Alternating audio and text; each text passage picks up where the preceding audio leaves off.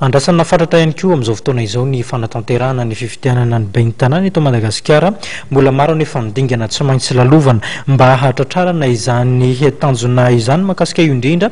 Manana ny fomba fijery ny vondrona VPM MMM. Tokony hivitaina amin'ity taona ity ny fifitianana ben'ny tanàna araka nambaran'ny Benja Urbain André Atsizehena, solombavam-bahoaka VPM MMM. Nosoritany ihany koa fa efa miomana amin'ny fanatanterahana izany vondrona politika ity izay tarihany Ajo Andrianarivelo. Efa ela loatra no tapitra ny fiampitoana tondran'ny ben'ny tanàna.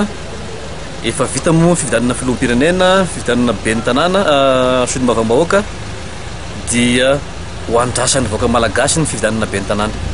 Zay zany ato amin'ny VPM MMM dia manamafy fa tokony atao amin'ity taon'ity ny fifidianana ben'ny tanàna na koa za fifidianana sasany.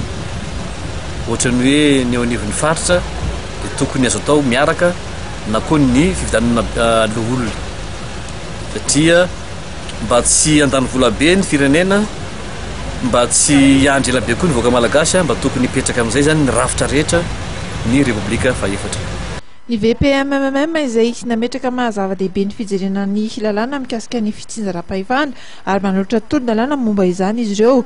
Tolon-dalàna izay heverina hoy Benja Urbain André Atsizehena fa ilaina ny fandiniana aingana izany mialohan'ny hatrehana ny fifidianana ben'ny tanàna. Marina tokoa fa ny vondrona politika VPM MMM dia nandefa ny tolon-dalàna mikasika ny fitsinjaram-pahefana, zany hoe ny collectivité décentralisée.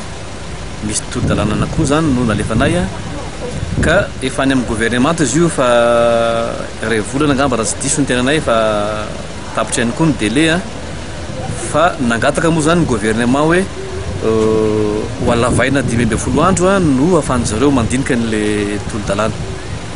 Mino zany zahay fa tsy maintsy ho hisy ny fivoriana tsy ara-potoana eto anivon'ny antenne maire-pirenena ary ho tafiditra anatin'ny fivoriana tsy ara-potoana io zany io tolon-dalàna nalefan'ny antenne maire-pirenena io satria tsy misy fifidianana azo atao indrindra fifidianana ben'ny tanàna raha tsy voadinika na eto anivon'ny antenne maire-pirenena io tolon-dalàna io.